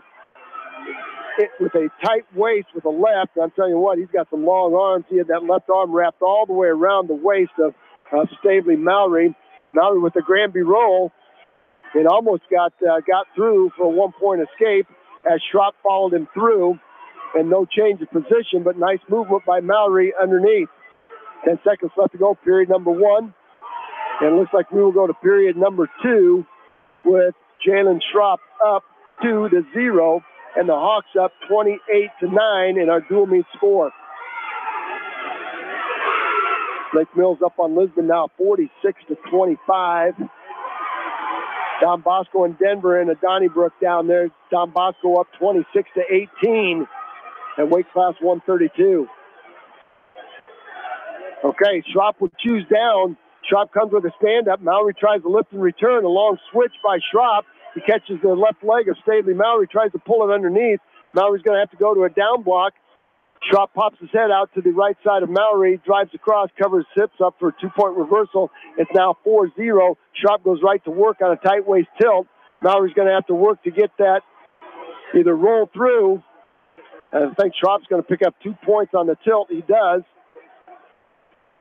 That's what happens when you don't roll through at a very quick pace there, Zach. You get caught on your back. Yeah, you got to continue to keep moving because some of these better wrestlers and these guys that are ranked, they know exactly what to do when you get out of position and when you roll around and you're slow with your movement. So you want to see Stavely Mallory continue to keep moving and continue to get to his feet. It's 6-0. Schropp with the cradle now. Far side cradle on Mallory. He's going to lock it up. Mallory trying to make himself big here. Schropp going hip to hip on the left side of Mallory. It's just a far side cradle. Mallory's going to try to block off Schropp. Schropp's going to scoop that leg, and he's going to finally break the grip of Schropp. That's good work by the freshman underneath. Now good hand control by Mallory. He's going to try to hit an outside stand-up. Got to be careful right here as he almost tried to high leg over, and Schropp caught him for a 1,001 count. No back points there. Now cross body ride by Schropp on the right side of Mallory. 34 seconds left to go. Might get a stalemate right here as Schropp is draped on top of Mallory. Mallory now has got to drop back down to all fours. Mallory's got a hand control. He's got the right arm trapped over the top. And Schropp now with the cross body ride in. He rotates his hip out and tries to throw Mallory on his back, and Mallory's going to roll through one more time. Again, a cross body ride on the right by Schropp. Schropp's applying a lot of pressure to Stavely Mallory. Mallory tries to roll all the way through. No back points. That's a good job right there as Mallory kept the momentum on his side. Good job there by Stavely Mallory. It will be his choice. He's going to go down in period number 3. Only down 6-0. 6-0. Stavely Mallory down. So he's got some work to do to get back in this, but this is one where you're not favored. You're not favored to win this. And your main objective is to not give up any bonus points. And Stavely Mallory's doing an excellent job right now. He's got fighting some hand control underneath, but he's got to get back to his feet. Jalen Schropp right in the left side trying to dig an inside wrist to go along with the half Nelson. Mallory's going to be content to let Schropp ride that half Nelson. Got to keep your head up if you're Stavely Mallory. Now we're going to get warning against Schropp. Going to get a warning against Schropp, and Mallory picks up 1 point. Go figure. Got a half Nelson in, and you're trying to crank the half Nelson. But like you said, Zach, he stayed parallel with it. Now he's got to really drive that half Nelson. And Mallory, again, is content to let Schropp drive that half Nelson. Mallory's neck is going to be sore tomorrow morning. He's got to peel that half Nelson off and keep his head up, Zach, and try to get back to his feet. Yeah, you come up with your head high when they try to slip that in and go to your feet because they're going actually pretty high on that half Nelson when they get there and they get out of position. So you got to continue to keep your head high. Now Stavely Mallory with 48 seconds left in the match here gets called for stalling as Schropp tries to load him up again in that tight waist tilt. Mallory trying to roll through again. Schropp might get a couple of points here. No, he doesn't, as Mallory does a nice job keeping his chest down. Here's, Jamie, what we talked about earlier. Stavely Mallory frustrating some really good wrestlers just by his unorthodox wrestling style and his body position. Well, he does, and this is the same case right here with Jalen Schropp. He's trying to turn Mallory over, but Mallory doing just a great job of fighting off everything Schropp is thrown at him. And 7 seconds left, and we're going to get potentially dangerous. The Schropp came right back with that half Nelson. Nice job by Stavely Mallory not to get turned over with it. 5 seconds left to go. Schropp's going to try to dump Mallory for a 2 count. Mallory's going to roll through. No count there. It's going to be a 6-1 win by Schropp. I'm telling you what, Stavely Mallory once again does a great job. And I'm telling you what, this experience down here, Jamie, for these freshmen is going to pay dividends come next year. Yeah, it is. And you know, you're under the big lights, you're in the big arena, and these guys have handled it just perfectly. Well, we're going to go to weight class 132, and we're going to see Ryan Phillips taking on, in the program, we got Garrett Jensen. He's a junior. And Jensen, these two did not meet in the Walmack. Jensen was beaten by Luke Radeke from Vinton Schellsburg, and then Ryan Phillips beat Luke Radeke in the semifinals. So common opponent right there being Luke Radeke. All right, there's the whistle. There's a nice single by Phillips in deep. Let's see if he can backtrip Jensen. He does. There's the first takedown by Ryan Phillips. And again, this will be the last match that Phillips will wrestle this year. He's going to slap a cradle in on Jensen, and Jensen works that left arm out. So if you're Ryan Phillips, you got to be very, very careful right here. And he's going to give up maybe a 2-point reversal. Well, he gave up a 2-point. He had to give up a 2-point reversal right there. Would have got himself into trouble trying to run that cradle. Got just a little bit impatient with it, locked it up, tried to dump him before he had it in tight. There's a half Nelson now by Jensen on the right side of Phillips. I'm telling you what, he's got that half Nelson in tight. Half Nelson with the right inside wrist with the left. He's trying to bump Phillips, trying to crank that head and neck. Ryan Phillips is going to have to get his head up, peel the half off, and get back to his feet where he feels more comfortable. Garrett Jensen with a deep half Nelson in on the junior from West Delaware, trying to crank that over. 46 seconds left. And Phillips trying to wing that right arm down to take the half Nelson away. But the junior Raider from Williamsburg is applying a lot of forward pressure to that head and neck of Ryan Phillips. And Phillips is giving everything he's got not to get turned over. 26 seconds left. It's 2-2 on the scoreboard. There's Jensen. Boy, he had the left shoulder of Ryan Phillips posted there for just a second. It looked like Phillips was going to go to his back, and he posted with his left leg. Now we're going to get stalling against Phillips. 11 seconds left to go.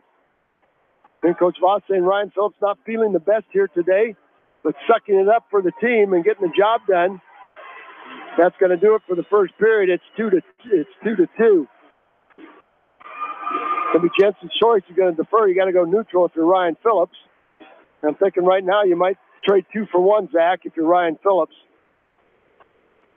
Long single shot. Excuse me. Yeah, and you do. You got to get up here and you got to try to score some points. You know, like you said, Coach Voss saying, you know, Ryan Phillips not feeling very well today, and you know, he's got to, you know, you got to try to fight through that. If you're going to be out here, you're going to be out on the mat. He's going to fight through, and that's what he's trying to do. But it's going to be a 2 points here for.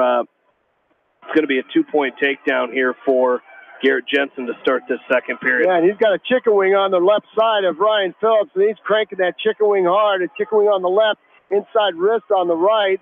I'm telling you what, Ryan Phillips is in a little bit of a problem right here as Garrett Jensen is applying a lot of pressure to Phillips.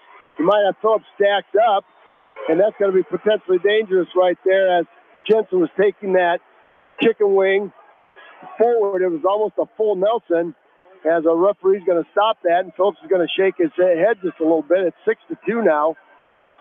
A takedown by Jensen and a 2-point near fall. Ryan Phillips finds himself down 6-2. So the junior from West Delaware has some work to do with a period and a half left to go. Now we're going to get the quick stalling against Phillips as Jensen up on top. And that's his second one already? I thought that was his first. Well, they gave him a point. So, wow.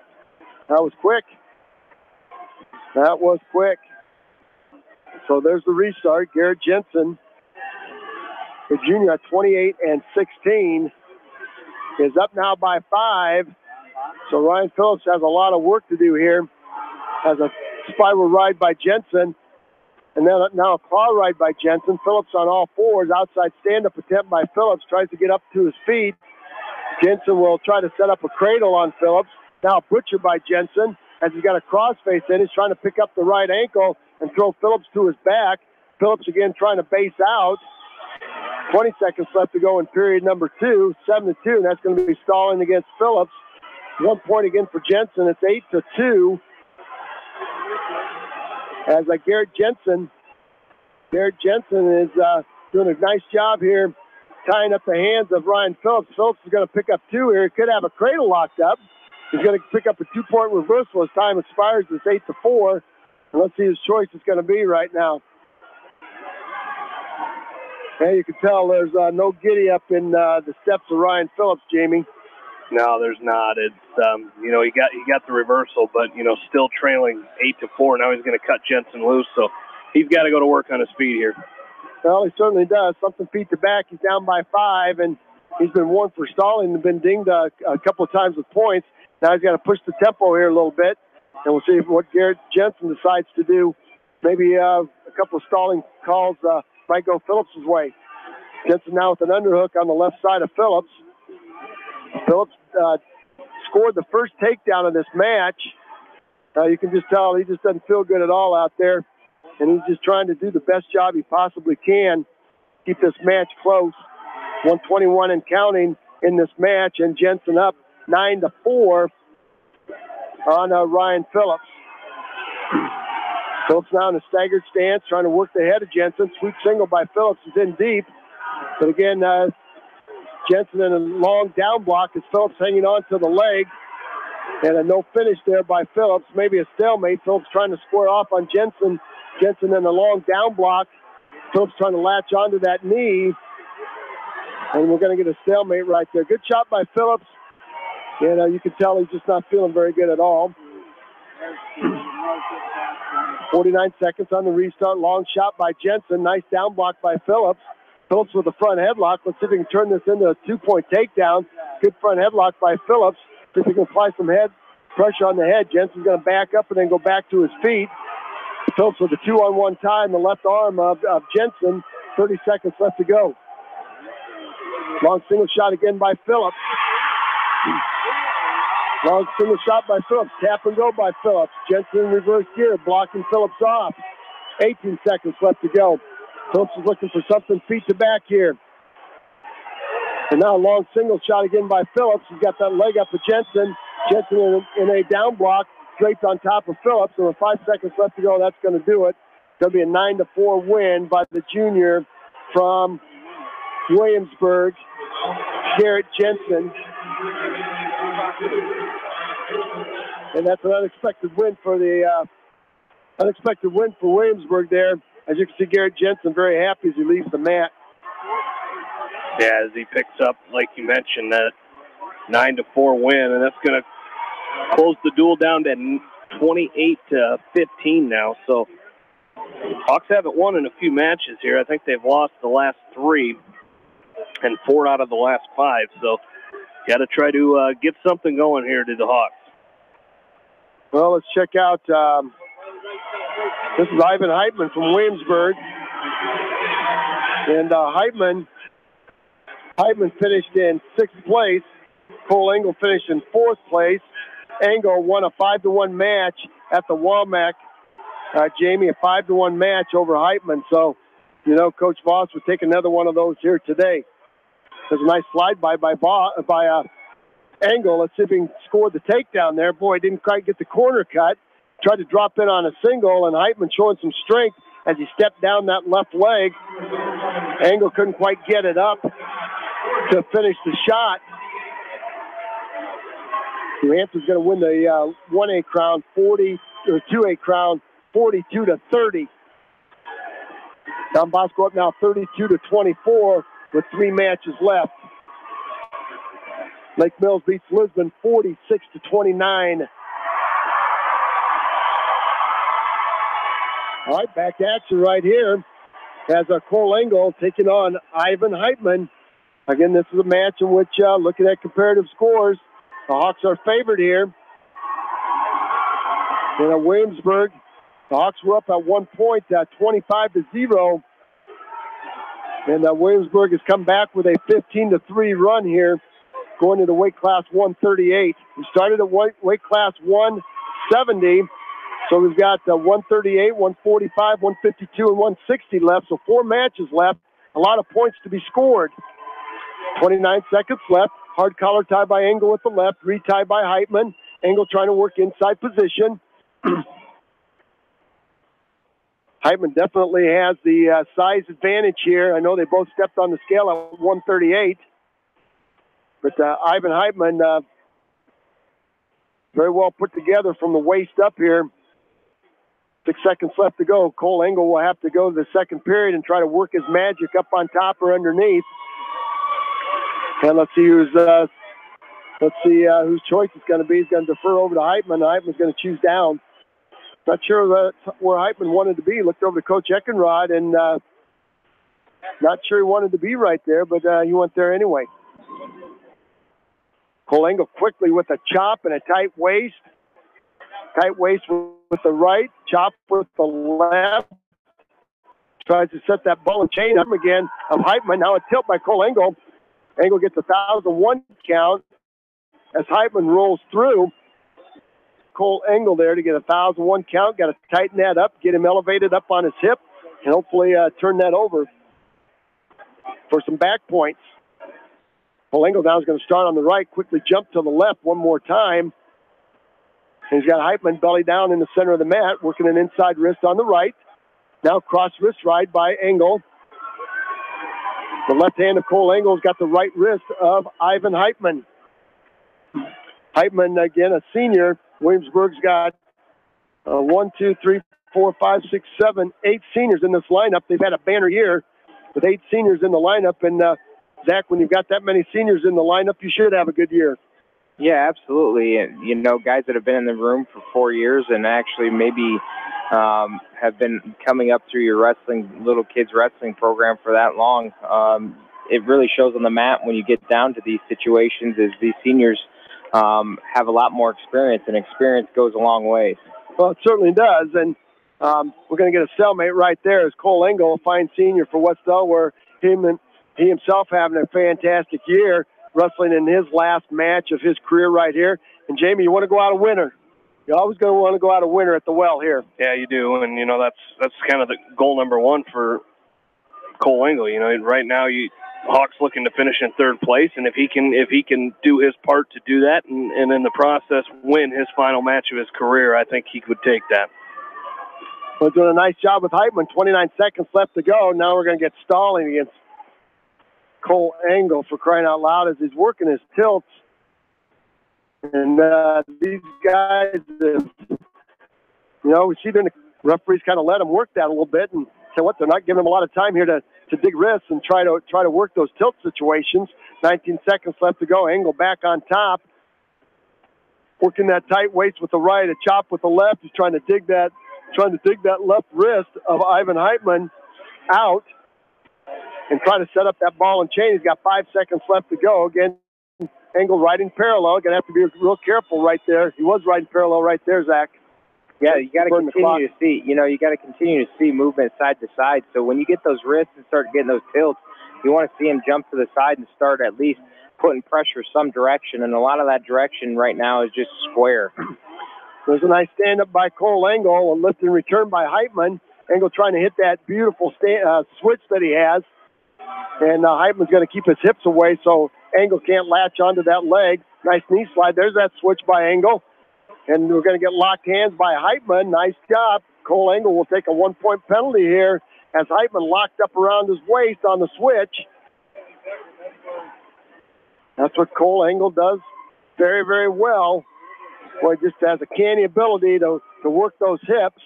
Back to his feet goes Engel. Engel working some hand control here. Trying to split the hands. Standing switch by Engel. He's going to come up with 2. You might have Heitman going through his back here with the drive cradle. He's got the 2-point reversal.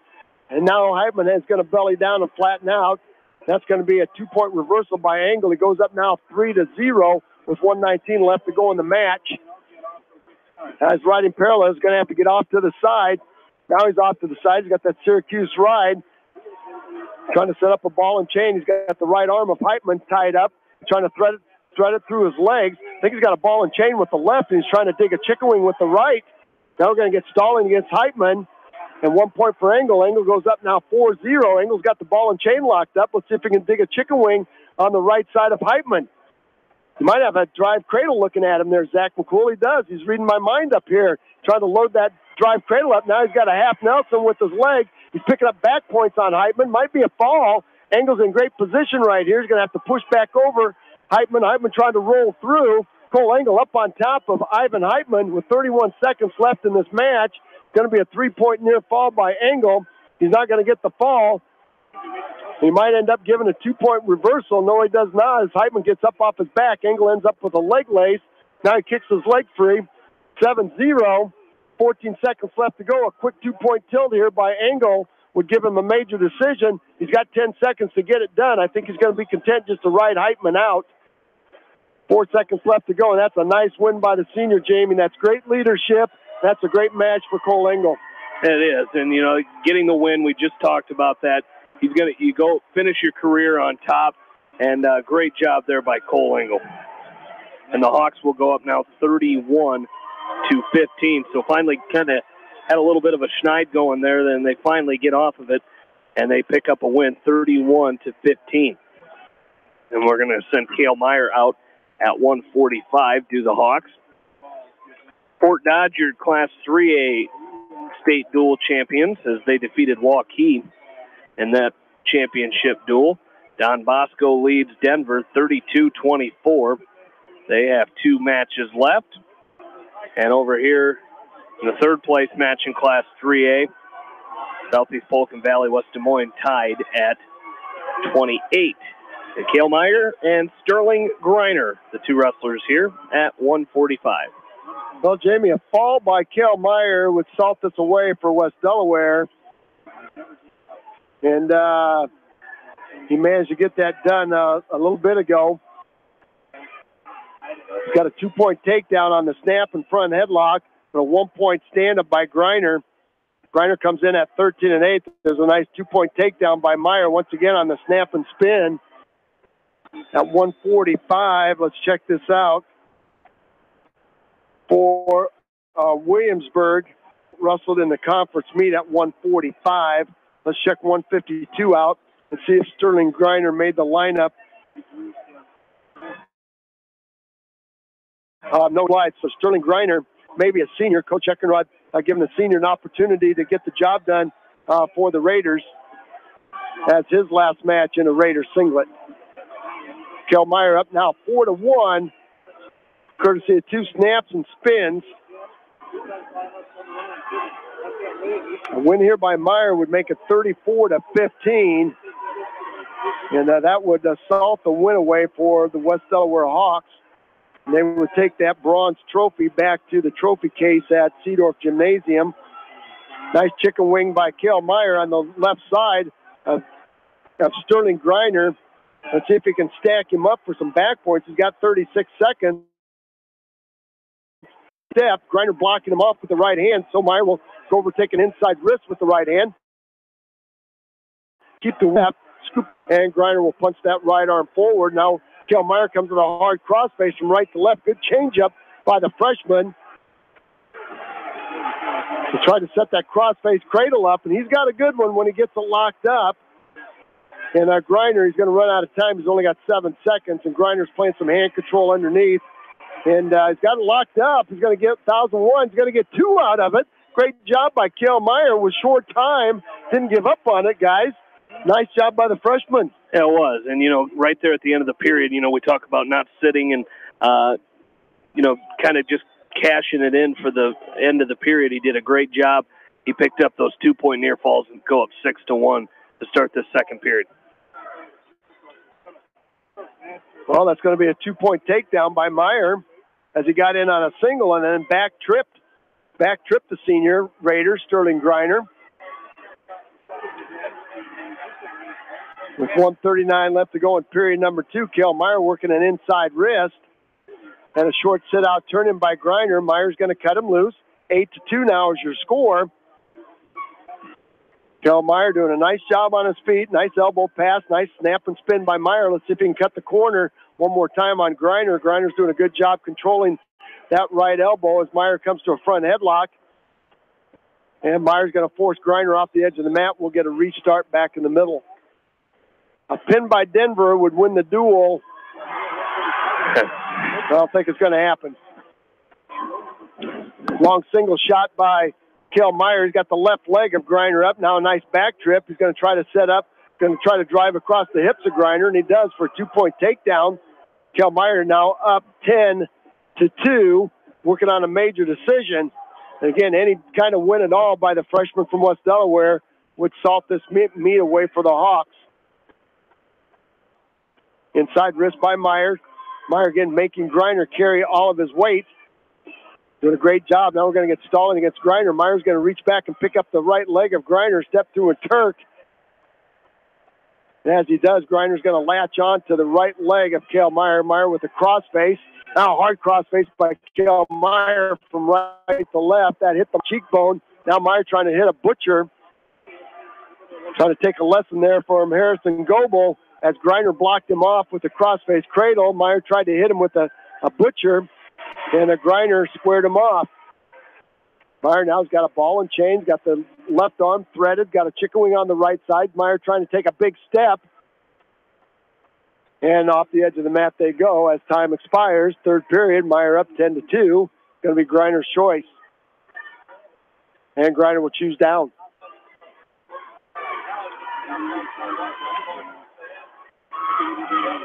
And Meyer will ride it looks like Meyer will ride the left side here. They go to a deep waist, far ankle over. Good hand control by Griner. Short sit now by Griner. Snap back by Meyer. And Griner will roll back to his stomach. And Meyer will go right back to work on the left side. Trying to set up an inside wrist on the left. Cross wrist ride now by Meyer as he's got the wrist trapped underneath the waist of Sterling Griner. And trying to throw Griner to his back. 132 and counting. Kel Meyer up by a score of 10-2, trying to set that crossface cradle up again. He might have it locked up. He does have it locked up. Let's see if he can dump Griner to his back.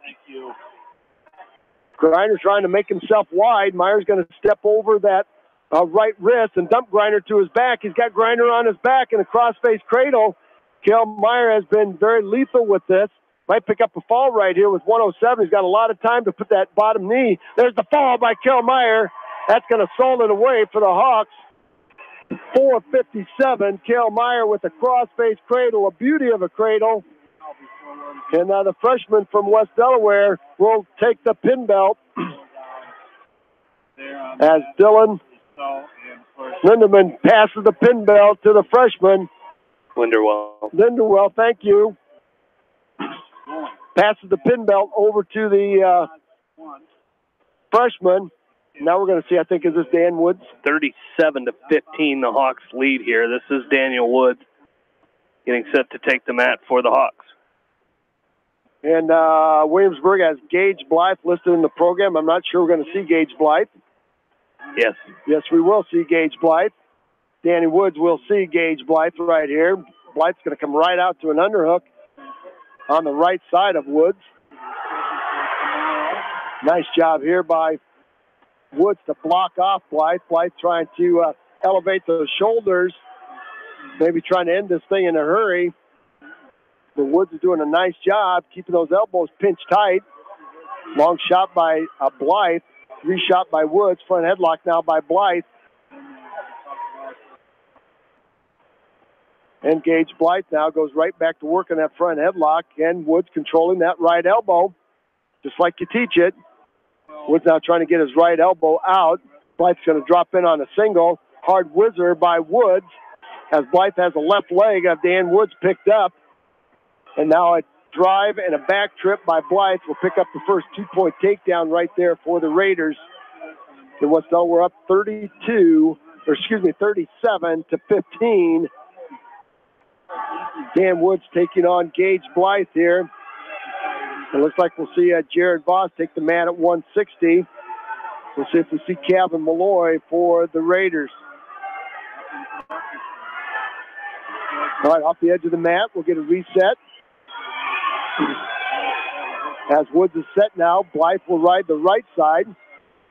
Quickly out with the chop, the tight waist. He's got Dan Woods belly down the center of the mat, trying to work a chicken wing on the right side. Now an inside wrist on the right side by Blythe. Gage Blythe is a senior at 31 and 13. Now whip over by Blythe. Dan Woods finds himself on his back. And it could be a fall here for the senior. There's the fall. 137. Gage Blythe will pin Dan Woods. That'll make the score 37-21 with one match to go. And we will not see Calvin Malloy here for the Raiders, but we will see Jared Voss for the West Delaware Hawks. 37-21 is the lead for the Hawks now. As we bump up to weight class 160, as you mentioned. As Gage Blythe picking up that fall, as Roger mentioned, at 137. Jared Voss up on the mat for the Hawks at 160. This will be the final match of this duel. As Jared Voss with a quick slide by, he's going to pick up a 2-point takedown. And a spladle, Jamie. The freshman from West Delaware locks up a spladle. He'll have to get his opponent right there for us. Riley Holt.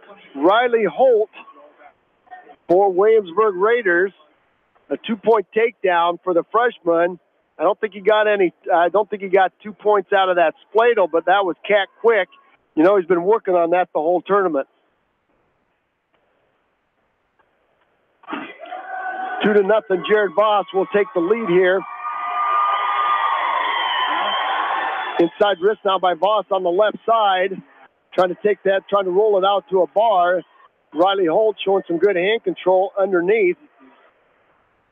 And Voss up on top, wrestling his last match of his freshman campaign, having a very fine year for freshmen. Jamie, you talked about it early when this season started with Jared Voss at 160, how hard it is for a freshman to jump in at 152 up to 160. Well, it is, and you're not wrestling very many freshmen and sophomores when you bump up to that weight, and he's done a pretty good job for wrestling a lot of upperclassmen. Well, he's got the spladle locked up again on the opposite side. He's getting some back points this time. I'm not sure he's going to get the fall out of it. I'm telling you what, he had it on the right side locked up. Now he's got it on the left side. And Riley Holt trying to find a way to work himself out of it. But I'm telling you what, when you've got that tied up as tight as Jared Voss has it, it's hard to get out of. Voss is going to pick up a 3-point near fall. He's trying to scoot the head of Riley Holt back up. He's got it loaded up one more time. Could be a fall. There's the fall. A spladle by the freshman, and he gets up smiling, as do the rest of the West Delaware Hawks. In 150, Jared Voss will end this dual meet with an exclamation point as the Hawks will win 43-21. We're going to take a short timeout. Zach's adding up the tallies there. Jamie will have his recap. Stay with us. You won't want to miss either one of those. You've been listening to State Dual Meet Tournament Action right here on Eastern Iowa Sports Station, Mix 94.7 KMCH. River's Edge Construction wish all area athletes the best of luck in tournament action. If construction plans are in your future, call Lyle Palmer at 563-920-0046. River's Edge Construction can help you with your residential and commercial new construction and remodeling plans. Call River's Edge Construction in Manchester at 563-920-0046. Kleesner Sanitation are taking new customers for both commercial and residential properties. If you need a large dumpster or container for new construction projects and a roll-off, call Kleesner Sanitation at 927-5977. Good luck from Kleesner Sanitation. Since 1995, Edgewood Feed Mill Construction has provided customers with a quality, pre-engineered building package for their swine facility needs. Edgewood Feed Mill Construction is a general contractor and will assist you with the construction of your livestock facility, start to finish. For more information on Edgewood Feed Mill Construction, contact Steve Harris at 563-920-7835. Ellis Implement and Outdoors in Coggin is your local supplier for farm equipment and outdoor power. Offering parts, sales, and service since 1937, Ellis Implement and Outdoor wish all area athletes and coaches the best of luck.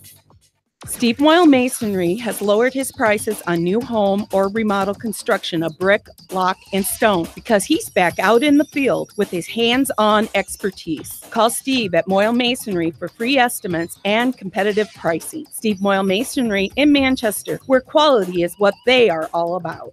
This is Fred Smock from Dunlap Motors and Independence with Chevy, Buick, and certified pre-owned Chevy, Buick, and GMC, and nearly 300 new and used cars and trucks in stock. We have big town inventory with small town service. Go to DunlapMotorsIndy.com. Gary's Towing. For 24-hour towing, call Gary's Towing in Strawberry Point in Manchester. Your complete towing service. Gary's Towing can handle all of your wrecker and flatbed needs and is AAA certified. Gary's Towing, with locations in Strawberry Point and Manchester, wish all area athletes the best in tournament action. At Precision Collision, we are committed to providing you with high-quality auto body repair and paint refinishing. Our expertly trained technicians can repair all accidental damage and get you back on the road in no time. Come visit me, Jeff, for a free estimate. We are located along Highway 20 at the Delaware turnoff. Precision Collision, one call does it all, quality guaranteed.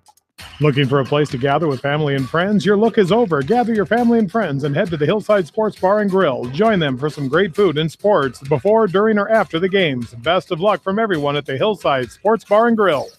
For the best selection of Chevy, Buick, and GMCs in the area, see Bob Stephen Motors in Manchester. We offer straightforward pricing and carry a low overhead, so we can pass those savings on to you. We also take care of you after the sale and offer a state-of-the-art service department with ASE trained technicians. For a full list of our inventory, visit us on the web at bobstephenmotors.com.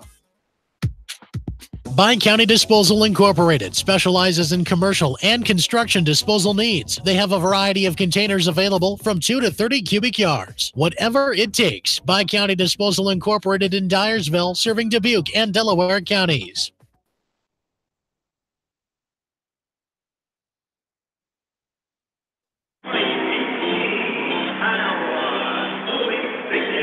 Back into the Wells Fargo Arena as we put the wraps on this this state dual tournament. As West Delaware finishing in third place today with a win over Williamsburg. We started at 170 pounds. It was Jack Newhouse with a 13-5 major decision over Tucker Steinerson of Williamsburg. 182 was Jordan Brees with a fall in 225 over Gage Hazen Faber. 195, Harrison Goebel picked up a 58-second fall over Alex Giris. And at 220, it was Ben Ridenauer with a fall in 316 over Billy Grout.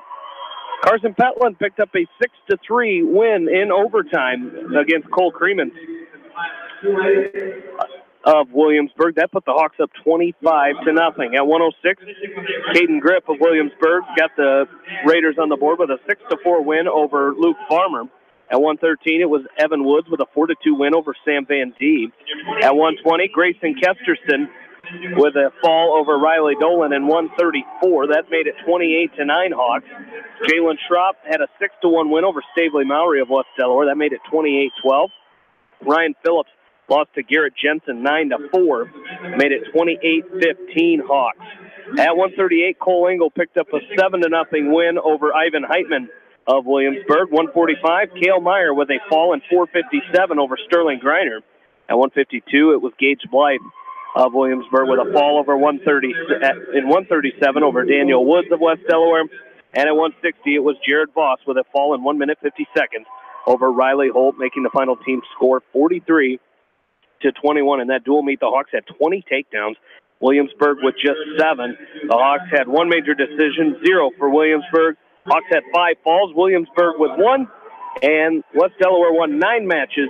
Williamsburg won 5 in a dual meet that lasted 1 hour and 33 minutes. So the Hawks finish in third place today, Roger. They wrestled better than their seed. They were seeded 4th. They finished 3rd and wrestled really well. Well, they certainly did, and that was the mission coming down here, and they started off with that big win over Davenport Assumption, and they carried the momentum through, again, losing to New Hampton. And looking at the record, you know, the Hawks 17-4 on the year. They lost to New Hampton. 2 out of those 4 losses are to the 2A state champ, New Hampton. So a great season. And the great thing is about that, Jamie, you got 3 seniors in your lineup, and you're going to return a lot of these kids with now, I would call this state meet experience, because they've been on the mat and the well in front of a big crowd. They know the atmosphere. And again, like you said earlier, that's going to be outstanding to have that experience coming back into 2018-2019 season. So great job, Hawks. Great coaching, great teamwork, great team effort, a solid team. And again, seeded fourth, you get third here. That's a great tournament. Absolutely. Zach, probably similar remarks as Roger, but Hawks very young, and you got to look. The future looks very bright for the Hawks. Yeah, they look great out here today. Once again, you saw a lot of good things. You saw some things that didn't go so well, some not in your favor and some against you, and that's something that these guys are going to remember from this year and moving forward with the young guys. And great job by the seniors that were leaders that Coach Voss continues to look for. And so they did a very nice job and a very bright future for West Delaware Wrestling. Absolutely. Taking a look at the other classes in Class 3A, finishing in 8th place was Iowa City High. 7th was Dubuque Hempstead. 6th place was North Scott. 5th was Johnston. 4th place was West Des Moines Valley. 3rd place, Southeast Polk. Your runner-up was Waukee. And the champion was Fort Dodge. Class 2A, finishing in 8th today, was Ballard. 7th place was Davenport Assumption. Solon finished in 6th place today. It was Webster City finishing 5th. Williamsburg in 4th, West Delaware 3rd. Runner-up was Clarion Goldfield, and the champion was New Hampton Turkey Valley. In Class 1A, 8th place today was Missouri Valley. 7th, Woodbury Central. 6th place was West Sioux. I-35 finished in 5th place. 4th place was Lisbon. 3rd was Lake Mills. The runner-up was Denver, and the champion in Class 1A was Don Bosco. That is going to do it for our coverage here tonight. We will be back bright and early for breakfast at the Well. As Roger always says, 9 a.m. Our Class 2A wrestlers. I believe we have 17 Class 2A wrestlers going tomorrow morning's 9 a.m. session. Then we'll switch to, I believe, 3A is after that. Is that right, Roger? 3A at 1:30. And we'll have 6 Bobcats in that, and then we'll also keep an eye on Joe Pins from Dubuque Hempstead. And then starting at, I believe, 6:30 tomorrow night is our Class 1A wrestlers, and we have 10 wrestlers that we'll be covering. We'll also keep an eye on Cale Happel of Lisbon. Yes, Zachary? Jamie, I'll see you tomorrow morning at the early workout to get ready for that 2A session, so it keeps us nice and strong, so we can keep these guys all tuned in for tomorrow. So, and what time is that? That's at 5 a.m. I will not be there. Thank you very much. And that's going to do it for us, as I'd like to thank all of our sponsors of postseason wrestling and basketball here on KMCH.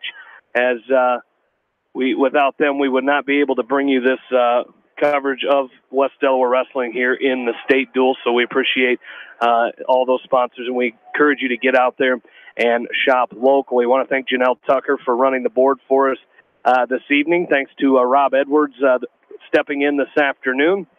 Thanks to those two for keeping us up and running here this afternoon and into tonight. And also, most of all, thank you, the listeners. So for Roger Reed and Zach McCool, this is Jamie Vasky saying good night from the Wells Fargo Arena in downtown Des Moines, Iowa, where once again the West Delaware Hawks, third-place finishers in the Class 2A 2018 state duels. You've been listening to West Delaware Wrestling on Eastern Iowa Sports Station, Mix 94.7 KMCH. Have a great night, everybody.